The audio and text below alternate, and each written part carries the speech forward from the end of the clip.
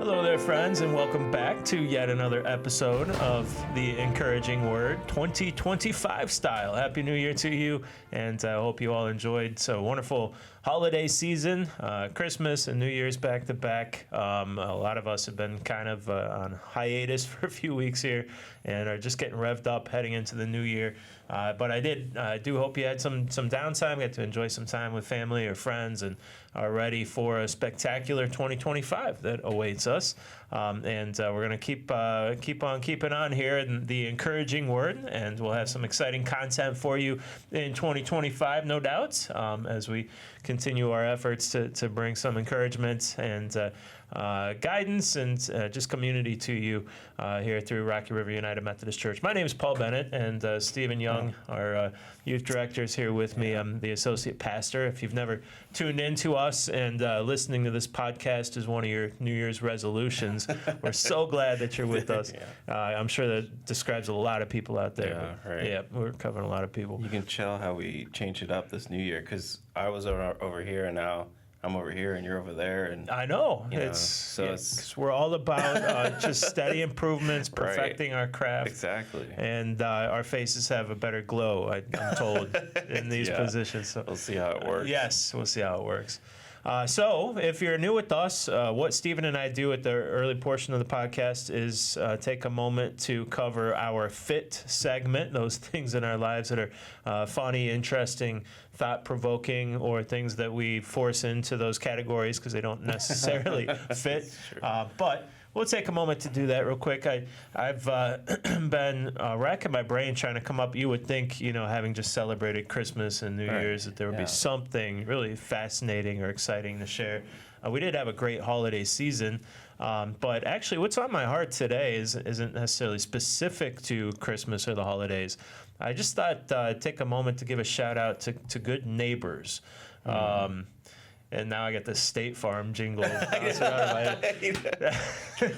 We're not sponsored by State Farm. We're not. Unless you happen to work for State Farm, we'll have that conversation. Yeah, exactly. Yep. I guess recently, because of multiple kind of interactions with folks, have been coming to appreciate the gift of neighbors. And I guess being a person of faith, you're used to your primary community coming through your church, your faith community, and then, of course, your family is alongside you for everything. But and I guess maybe I fall into that category of people that millennial age group of people who've kind of like shut out their neighbors, those who live in proximity to them, and just have decided that it's not worth the investment to kind of establish a relationship with them. Not that they're not friendly, but I guess I've been a little bit in that realm where I've at least put those relationships on the back burner. But we have some tremendous neighbors where we live, and I had a neighbor, in fact, the other day that came to inform me that the backboard on our basketball hoop in our driveway was actually falling off. The wind must have somehow gradually pried it loose, and it was about to fall on one of our cars. Another neighbor, a couple houses down, who's been just fantastic, wonderful friend that I've grown closer to over the last year or two. But also part of what compelled this was my parents, who live in the Akron area. They're getting a little bit older, aren't able to do as much on their own. And in the last year or so, they had some new neighbors move in, and they have been just phenomenal for my parents. And just hearing some of the stories of the things they've done for them, how friendly they are, and how much they've around helped. Your parents' age, or they're not. They're probably closer to my age, I would say. I can tell you, if you have senior folks living on either side of you or close to you, when you help them, you're not just helping them, you're giving their family peace of mind too. Right. And so that's a new perspective for me, but I've appreciated that. So just a quick shout out to neighbors, and encouragement to get to know yours if you don't know yours, like I didn't up until recently, trying to be a little bit better at that. Yeah. That's really good. That's I think that makes it really hard for me to have any follow up because mine is not as charming as yours, and I think it's a perfect segue into a new year. You have neighbors, and you're being kind to your neighbors, and I mean that's great. Mine is not as Mine probably falls into the interesting category. That works Is too. yours? I don't know what categories yours falls in. I think that's why I was kind of given that that quick slip of Yeah. we force them into a cat. I think it's thought provoking Yeah, I was gonna for say me. it's thought-provoking, Maybe more yeah. thought provoking. Yeah. Yeah, that might be it. All right, so I'm kind of bouncing between two. Maybe one I'll share this podcast, another one I'll share the next podcast. But the one I wrote down is one I'll share. So, or how do I always have to give context to this because it's kind of, I can't just say it out of nowhere. So when you're as a parent, you would understand as when your kids are out of school and you're trying to find things for them to do. One of the things I think is really funny is going to the zoo, the free cheap zoo, which is AKA the pet store. So we just go, like when I find something I need to do, like, oh, let's just go to the pet store because there's just animals there and not a ton of animals, but you can be really close.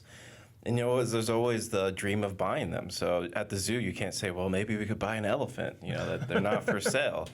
But when you go to the pet store, you could always say, maybe we can buy that right there. So we went to the pet store, myself and my two girls, and we always go to the reptile section, which is not too many. There's really only reptile section, the fish section, and then there's birds. Anyways. So we go to the reptile section and there's snakes there, and they are. The thing about these snakes, usually when you see snakes, they're not moving; they're just sitting there, and it's not. They're not. They wouldn't make the fit segment, but this snake here, They're not interesting enough. yeah, right. This snake was interesting and thought provoking, and even funny. So Really? yeah, he was. He was funny. Just right. He was a funny snake. He was slithering around. Telling he was jokes, going, yeah. telling jokes. He was going up the glass. Like it seemed like he was like trying to reach the top of the glass, and then he would fall down, and then he would do it again, and then he'd try to reach the top of the glass, and then fall down. So we were just watching it for, I don't know, a good 5-10 minutes. And it wasn't like, usually when people think of snakes, it's like, oh, threatening, I got to jump and run. It's like, it's actually kind of a cute snake. I'm like, it had like big, kind of Cute, big, bulbous eyes. snake. And Yeah. it was just like not completely non-threatening. And of course, it pops in my mind, I said earlier, when you go to the pet store, you're like, hey, you could buy one of these. I'm like, what would it be like to own a snake? So that set me on a rabbit trail of researching snakes. And so one snake that I haven't handled yet. I haven't handled any of these snakes. It's just watching from a glass. I don't want to say I've handled. Back in college, there's a kid who was a biology major who had a snake in his dorm room, which is crazy. So I held that snake. It was a little one. And then when we have our Upward celebration, was this 2 years ago? We had the reptile people. came. Yeah. I mean, the people weren't reptiles, but they Right. they brought reptiles. Right. Yes. So, God. They were snake handlers. Yeah, snake handlers. But they had In the normal turtles sense. and lizards and stuff like that, too. Yeah. Anyway, so they had like this big boa, and I put it on my back one year, and I still have that picture, and I showed it to my wife because I, of course, mentioned this to my wife, and she was just like, Of course. what? Why wouldn't she? she? Was, completely taken back. But I showed her the picture, like, look, I've handled a boa before. I can do it. So, but the one type of snake that I find interesting is called the ball python. And it's actually, I think it gets to 4 or 5 feet, so it's not huge, which, even though I think 5 feet it's a little, I'm taller than 5 feet, but 5 feet that's not small. No, it's a pretty substantial right. snake. Yeah. I guess my girls are probably a little over 5 feet, maybe a little under. So yeah, about the size of my girls.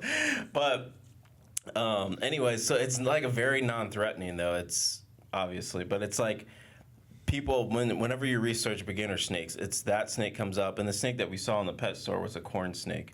So those two are like the two beginner snakes that you'll find in a lot of pet stores. And of course, I'm doing this research. I find out right here in Cleveland, there's a ball python store that sells just ball pythons. And I'm like, wow, maybe in my next fit segment, maybe I'll go visit the place, and then maybe this would be my New Year's resolution is to own a snake by the next time we By the right. end of the year, you own a snake. Yeah. Well, on behalf of your wife, I'm trying not to encourage any of Right, this yeah, right now, exactly. but I find it interesting. I Yeah. think, I That think, would be great. And then I'll bring it on set. yeah, Have it right here. It's true. We do video now, so we Yeah, could do all yeah, sorts exactly. of crazy things That'd like be- this. Yeah. We'll expand our audience. We get all the reptile people. So. Well, the people who like reptiles, not the reptile-ish people. Right, exactly. But I think more people would tune in if we had snakes like wrapped around our shoulders. While we're, Yeah, definitely. Yeah. Well, that's good. It makes me wonder if certain pets in pet stores, do they learn like presentations or shows that when somebody walks in, because they're like, adopt me, you know, Right. maybe that particular The snake, snake. was Oh, I see. putting on yeah. a show to Yeah. try and get you to I could see to that. like it, and it worked. It sounds like you Maybe, described yeah. it as funny and cute. I've never heard a snake described as funny. I know, but I have had reptiles when I was growing up. We had lizards, so that's the only reptiles I guess we had. But my daughter McKenna, both my daughters love animals, but McKenna loves animals. She wants to be like the animal queen. And I talked to them like, hey, what if we owned a snake? And they're all for it. So. So it's 3 against 1. Yeah, right. I mean, well, it's between a snake and I'm trying to talk my wife into a bird too. I had birds growing up, but why not both? yeah, and then we go down to one eventually too. Very quickly. Yeah, it's like the snake got out and the birds gone. So yeah, You'll we'll have, have keep us keep us up Keep to them separated. date. We want to know what Yeah. happens with all of this. Yeah. definitely. Yeah. All right, so now let's get to kind of what this podcast is all about. Not my crazy pets that want to have pets. So we're actually going to talk about goals, 2025 goals for ourselves. So I feel like when it comes to goals, at least when I speak for myself, it's always I kind of at least want to set a direction. So at least it's kind of like this is what I want to pursue. Now, speaking for myself, I don't know if I achieve every goal, and not every goal I have is particularly like I don't know. Is it measurable? It's almost like Right. there's not like an end. It's not like if you're meeting a set quota. It's more like More this of like is a conceptual, intent. like Right. this is kind of a notion that I want Right, to live exactly. into a little bit more. Right, Not right. It doesn't have a measurable Right, component to right. it. Yeah. So that's kind of the goals I have. Is that how you would like summarize your goals as well? I would say a couple of them are at least to some extent measurable, but I have Yeah. one or two that are more just I want to get a little bit better at this or Right. try this Right. new approach to something. Right. And so with this podcast, we're going to be sharing our list of goals and kind of this ongoing goals that we have as to be better people in general, no matter what what year it is. It doesn't matter. You tell her, well, honey, it's 2025. The goal of being a better husband is now over. So, there's Expired. Right, Time for exactly. something new. Yeah. So of course, there's goals that are.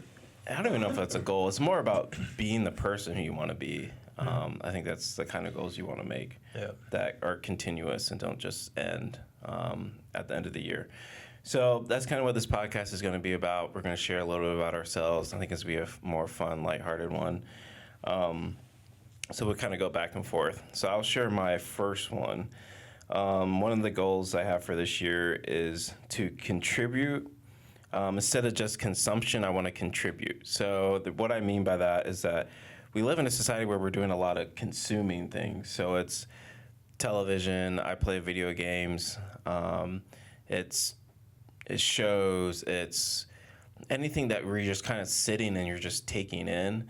And I feel like sometimes when I have free time, I'm doing a lot more, or when you're on your phone and I think that's the problem with TikTok and stuff like that. It's not just TikTok, but now a lot of YouTube and other forms of media have these quick form videos that you're just consuming. You're not contributing anything. You're just using all your time consuming. So what I want to do this year is do more contributing, which for me that means or being more creative too. Contributing or being creative. So it means like more writing, journaling,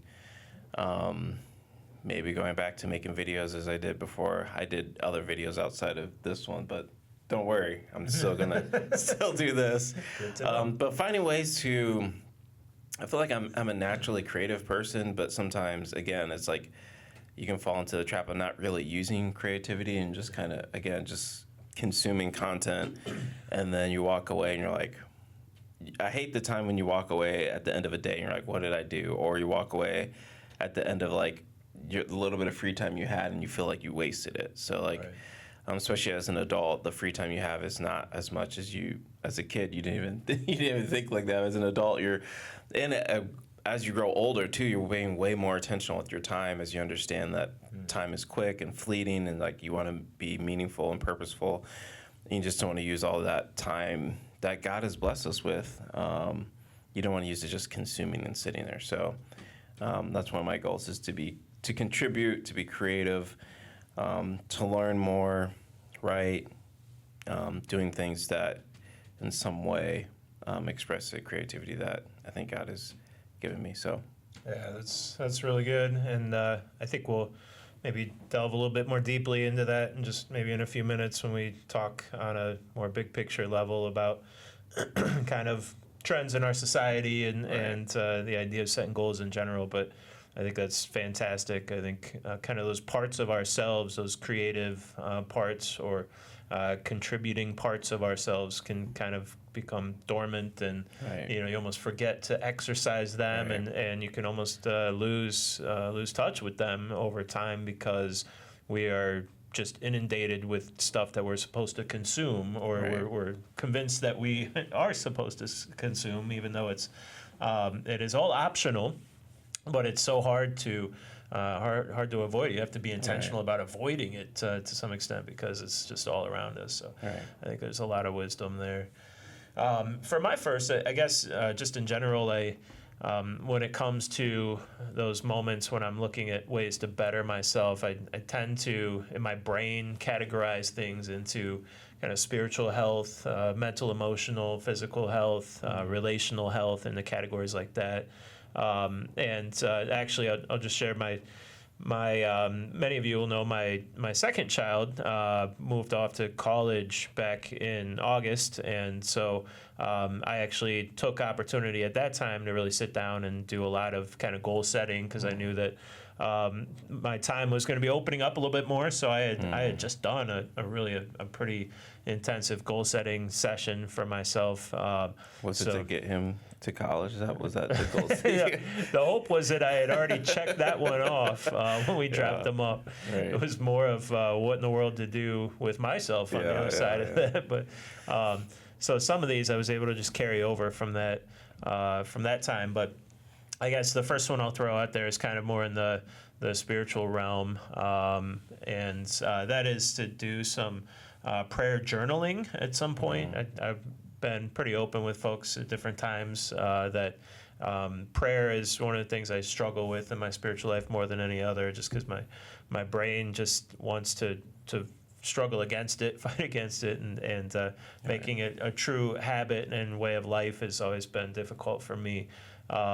So I can surround myself with other spiritual disciplines and habits, but I just always seem to fall flat. But those times that praying has been more meaningful for me is when I've been journaling, because it really forces me to really produce something with my prayers and doesn't allow my mind to go off on tangents like it always wants to. So I have to write something down, or I have to kind of document my interaction with God, which forces me to keep it in focus rather than trailing off. So some prayer journaling, just kind of like keeping a notebook on my bedside table and committing some time every day to just jotting a few things down and in my interactions with God. So that's one of mine. Yeah, that's really good. And I feel like for me, that's kind of like one of those, I'm sure it's true for you, but as one of those personal, ongoing goals, it's like, always trying to, I feel like,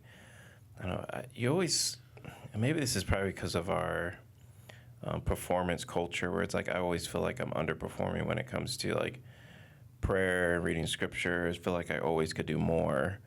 But yeah, I think that's a really honorable and that's a good goal to have. Yeah. Something that I want to do myself, which kind of leads up to my next one, which is like being more generous. So I'll be honest, I can be kind of stingy, and I feel like, for example, like when we were growing up, whenever there were, whenever there were like cakes, you know, like Ho Ho's or Star Crunch or whatever, like me and my brother and I would just devour them. We would try to get it before the other person. And my sister actually recently told me she used to hide those cakes in her room because we would eat them so fast. So she would had a stash in her room, and I wish I would have known that because I would have raided it. But no, I feel like I want to be more generous with not just with time, but really with financially helping people, or like when there's what's that website that you go to that. Like GoFundMe pages or stuff kind of in that nature, where it's like I want to help people and have what I've been blessed with to go further than just myself, you know. So I feel like what's interesting as you become an adult, you actually have, obviously you have way more resources than when you're a kid, and so a lot of things that I can afford, and I probably at this point in my life I have more things than I've ever had in my life, and it's kind of like that whole, and you know it to be true, where it's like things don't bring that fulfillment, and I know like Scripture talks about it all the time, but it becomes to that point where I think really Satan and your own flesh is kind of like that anti-voice, where it's kind of saying like, are you sure about that? What if you had this? What if you had that? And then you get those things, and then you realize like it's almost like Satan or your flesh is kind of like duped you, and you're like, oh, I've got it, and then it doesn't bring that satisfaction that you thought it was going to bring, Right. and then you're on to the next thing. And I think like you're just constantly chasing, especially in our society, where consumerism and capitalism is kind of, it just runs through everything that we do. And our society almost doesn't want us to be content, because to be content means we stop buying things. If we stop buying things, then the whole economy collapses. So it's like we're kind of set to like not be content. Like we have to be. There's got to be something more. So I want to kind of fight that urge and be more generous, especially financially, with helping people and seeing the resources we've been blessed with, myself and my family. Going further than just us and helping people around us. So, yeah, I'm kind of interesting to see. I believe God has placed that in my heart, and interested to see how that goes and where that takes me this year. So, yeah, that's one of my goals. That's great. Yeah, there have been people in my life who have been very inspirational in that regard. And it is a spiritual gift to some extent. So some people they're wired in such a way that they just are freely handing stuff out all the time, which is beautiful. It's something I struggle with a little bit too. I think, as I try to process it, my mindset and why I can be a little stingy at times, I think it's it's those vices or those things in my life that I get that kind of quick high off of, or those little things I want to buy, or hobbies, or the things I want to throw money into. And I feel like if I'm generous, then I'm depriving myself of that quick fix that comes from being able to go out and buy this or buy that. And so my mindset has always been, once I get to that level where I can both, take care of myself and other people, then I'll take care of other people. But the problem is you never get to that point. There. That's the thing. Like it's endless, because your needs and expectations are always right.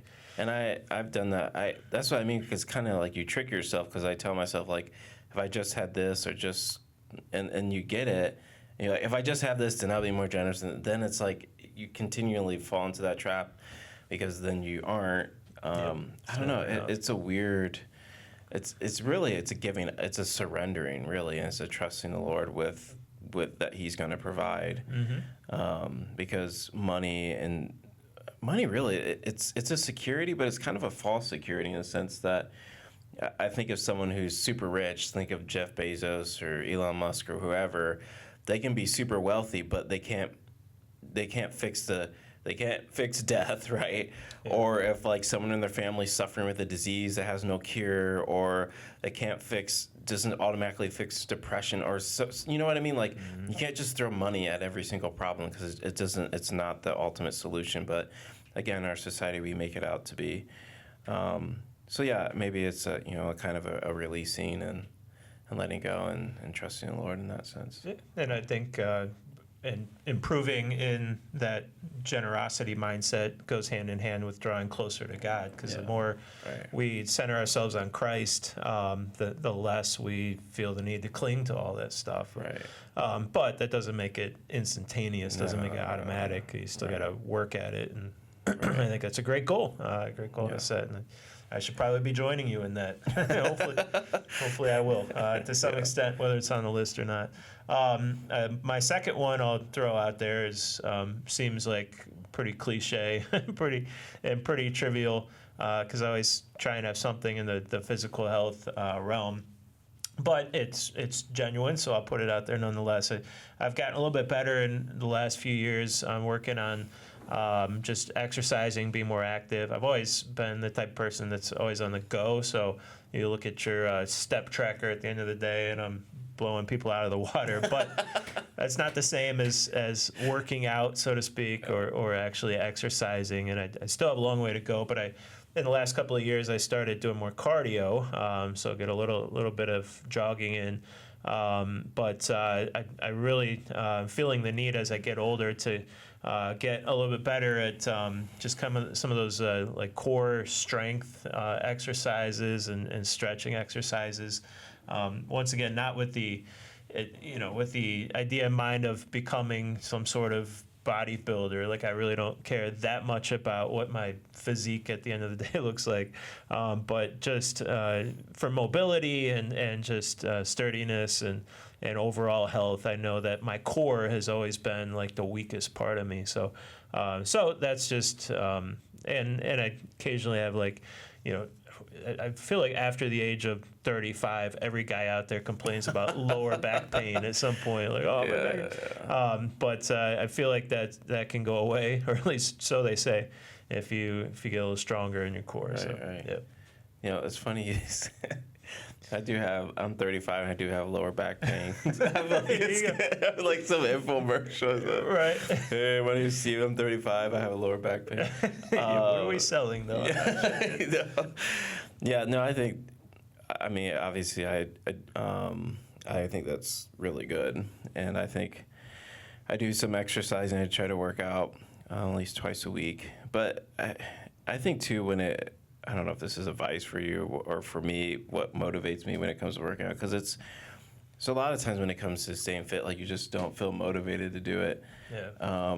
And things that kind of motivate me is one, which is kind of trivial, but I like to listen to music, and one of the best times to listen to music, or you get whatever music or podcast, or usually for me it's music, but it's like that's a time where you're exercising and stuff, but you're also you could be learning something in a book or a podcast or just listening to music, and it's really the only time where I have two headphones in is when I'm working out, because I don't have two headphones in at home or at work or when I'm driving, so it's like that time is a time where you can kind of just really take in that sort of content, while also like doing two things at once. But also I think I thought about this too, this is kind of after you kind of graduate really from college and a little bit after, but you never really have that, like when you're in school, you're competing against other people when it comes to sports, or when it comes to, it's almost like I don't have that. If you don't have that physical outlet anymore, like you're no longer competing, you're no longer doing anything when it comes to like that physical. And I know you play some basketball, so that I'm sure that's an outlet for you. Yeah, that's important. But yeah, I think that it's that built-in accountability that comes with having other people around who, whether it's just because they enjoy competing or because they're trying to stay healthy, stay fit. When you start like your family life season of life, and you're all about being a husband and a father or whatever, that stuff tends to become less important and maybe even non-existent if you don't seek it out. Yeah, that's good. Yep. All right, so my last one I have on here, which correlates with 35, because that's how old I am now.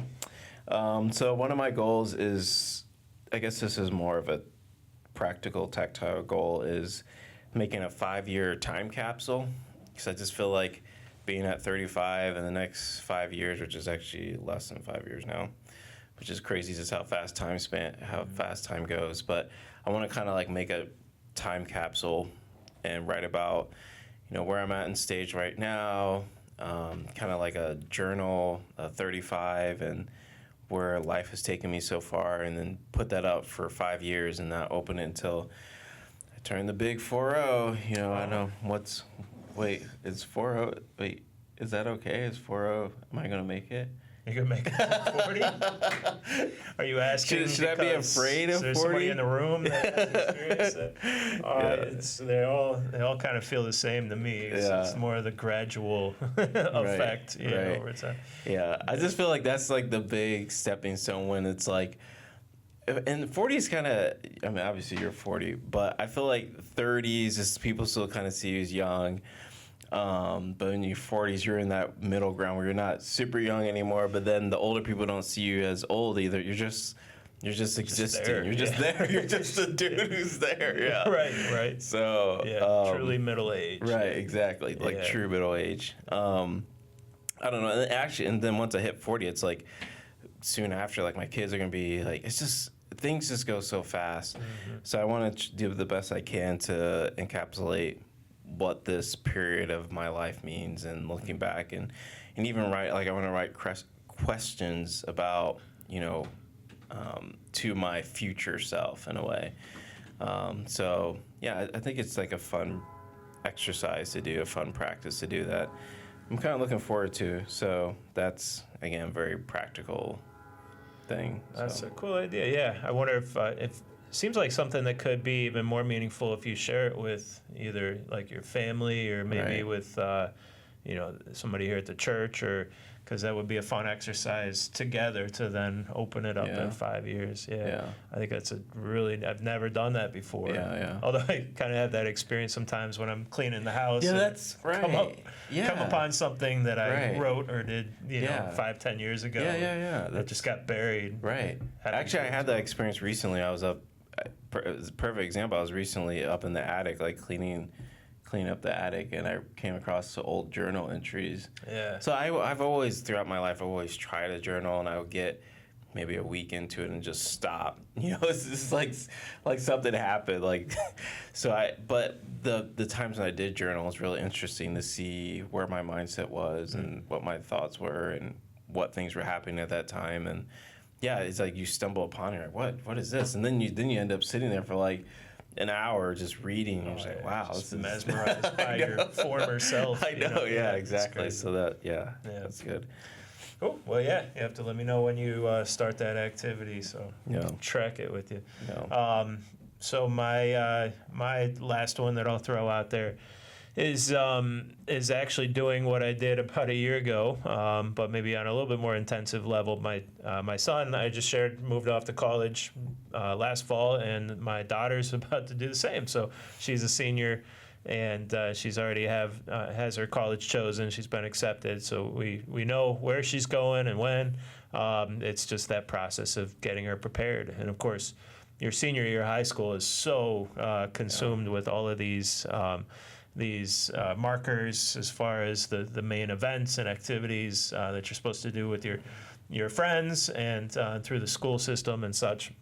So it feels like there's no time to think about the big picture, look beyond that, because all of it's wrapped up in that journey. But we are trying to be intentional, especially over Christmas break. We took some time to sit down with her, and it's kind of an ongoing process to be like, okay, what goals do we still need to meet in order for you to feel confident moving off into the college world and living on your own? And she's checking a lot of the most important boxes. She's got the intelligence, and she definitely is mature in a lot of ways. But there's still a lot of things as far as just kind of independent skill sets that she has to work on, and so we're trying to kind of at the same time as we're instilling those habits and those disciplines in her, hopefully giving her an experience of how to do it for herself later on down the road. But that's just because of the nature of the season of life we're in, the fact that we have 6 months with her really until summer, and then before we know it, she'll be gone. So it's crunch time. So whether we wanted to or not, this year's got to be all about preparing her for her next steps. Right. So that's maybe even more important than all the other ones we're setting, is because we can figure out ourselves in a year when the kids are all doing their own thing. Right. But, yep. Right. Well, that's good, and I'll be taking notes because my kids will be there eventually too. So when you pull that 5-year time capsule, you'll be looking at it like, this is what Paul failed at. This is what I got. Yeah, make sure you take those notes in there so you don't forget. That's really exciting, and I think that's a big step in your life and your wife's life, and for Bryn as well, for your daughter. So, and then I feel like this is just ongoing goals. And I had mentioned, so just a funny thing before we got on air, I called them honorable mention goals. And then Paul reminded me, he's like, I can't call them honorable mention. Like, they're goals that didn't make the list.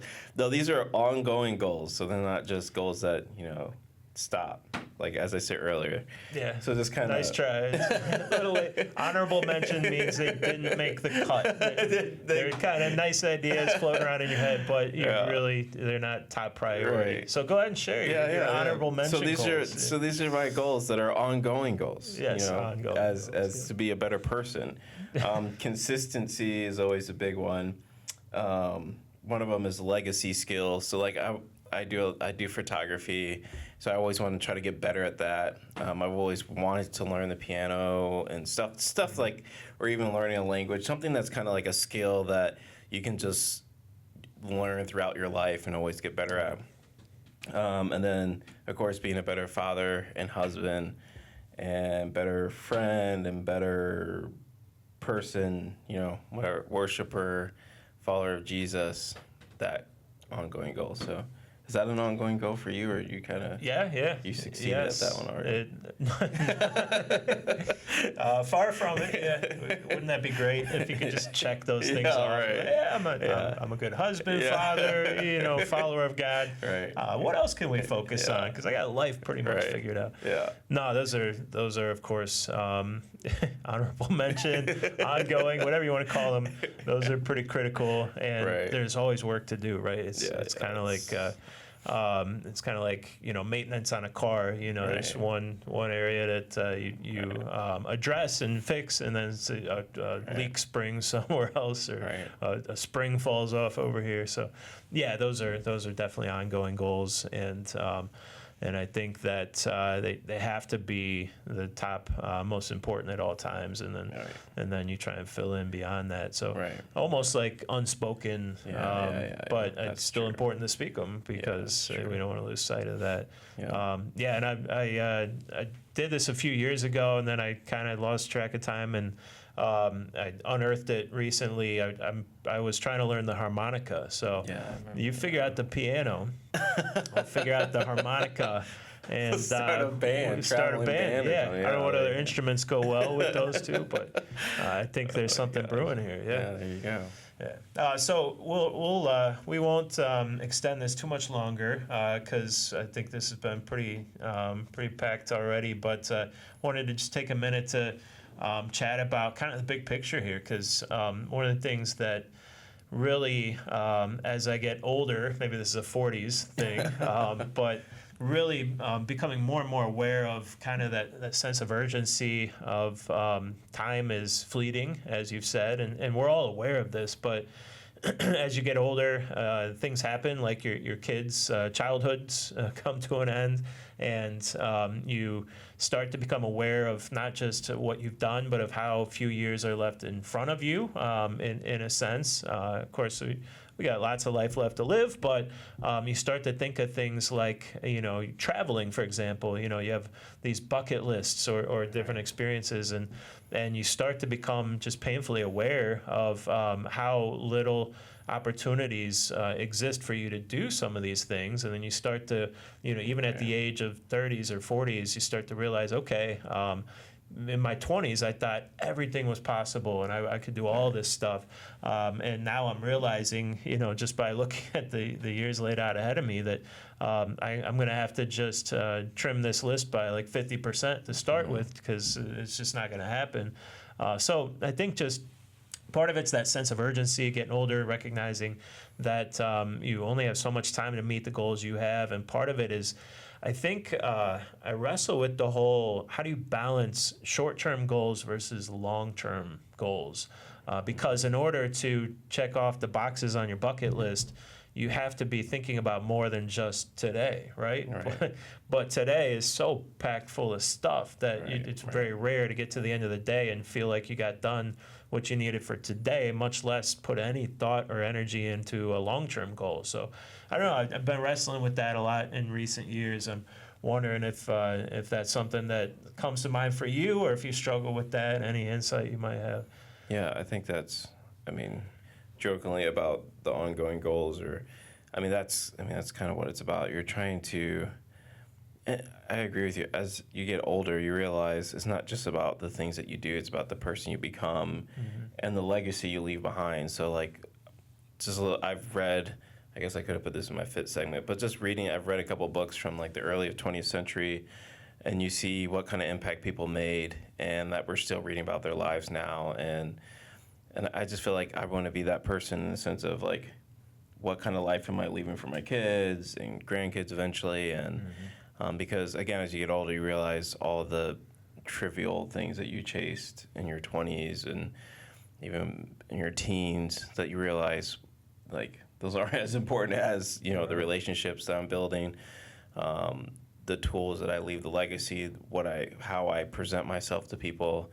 And really, it comes down to Christ, to be honest. Like, how am I living out my Christian faith in a way that impacts the kingdom of God, which is eternal? What kind of eternal difference am I making in the lives of others?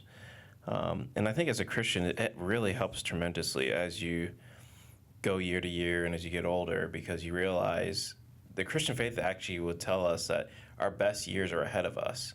And that goes to anyone. It doesn't matter what age you are, whether you're 80, 90, 100, your best years are ahead of you, because the Bible says life doesn't end when you die. There's life eternal in Christ and his resurrection, his return. And that really helps me out tremendously when it comes to, as you wrestle with the reality of getting older and not being able to accomplish all the things that you thought you could or do, and the reality that there is life eternal ahead of you, and not. I think the Bible talks a lot about people who look back, like people in Israel look back to Egypt, and Lot's wife looked back to Sodom and Gomorrah. And Paul even says, press towards the goal, continue to press forward.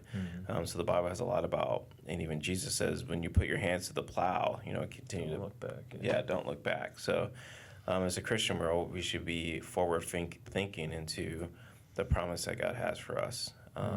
And the blessing is, living this life, and the more we get to experience the Lord. But I think of what Paul said, for me, Christ is gain, in Philippians, he talks about his wrestling, like he wants to be with Christ, but he also wants to help out the church. But to be with Christ would be far better. I don't know. I kind of went off on a tangent there. I don't know if that answered your question. That's great. Yeah, and those are the lenses through which we have to approach these questions and these topics. It has to be faith first, because that's the reality of the world we live in, and we have to see. I think for me, it's the New Testament. Just cries out over and over and over about the importance of your heart. It begins on the inside, because in the Old Testament is all about. It was all about checking off the boxes of I'm meeting this law's expectations. I'm following through on the rules and the procedure for this sacrifice, or for meeting this law or this rule that's been handed down to me, this ritual or this tradition. And there's a place for all of that stuff, but understanding that the ultimate goal is to not just improve things around us, but to really work on ourselves, and our heart, our internals, our spirits, and that becomes the driving force behind all the changes then that we seek to Right. pursue. And we can't even identify what our goals should be until we have a pure and righteous heart, or at least we're seeking one on the inside. Otherwise, we're striving for, if Yeah. my goals would be totally different if I Right, wasn't a that's follower true. of Christ. And That's true. doesn't matter how good I would be at meeting them, I'm chasing the wrong Right. thing. So I think having that lens in place and seeing that, and I think doing this exercise more than just once a year is so valuable. Yeah. Because we so easily fall off the wagon and get caught up in that consumer culture. And I think, kind of wind down with this, but I think what you were talking about with these early 20th century characters that you've read about, some of their accomplishments, it's interesting looking back across history and seeing how nowadays our approach to life, maybe this is just because I live today and I don't live back then, and I have that perspective, and I'm just naive to the reality of it, but doesn't it feels like, some of the books that you've shared with me, you read about the Wright brothers and Teddy Roosevelt, and was an explorer for the Antarctica. Yeah. But these people who kind of centered their lives around accomplishing great things, and and they lived in a time period where maybe to us it feels like, they had a lot more to accomplish. They hadn't explored every corner of the world yet. They hadn't figured out how to fly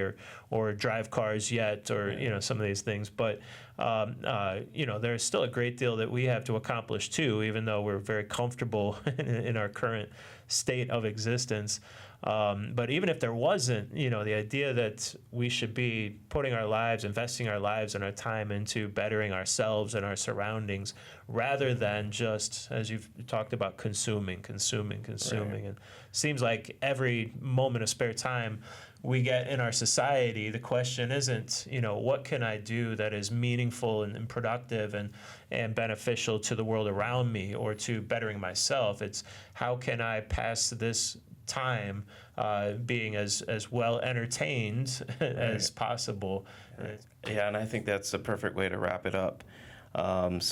Maybe we'll explore these goals again, look at them again, maybe in 6 months, and see where we're at. And I think I'm kind of excited to see where this takes us. So we want to thank you all for watching. Thank you all for spending the time with us. And hopefully we have a lot more. You can join in with a lot more podcasts that we'll do throughout the year. And we hope that this can be encouraging for you as well. And hopefully that you have set goals for yourself that can better you as a person, make you a better follower of Christ, and all of the roles that the Lord has placed on your life, goals that can really contribute to society.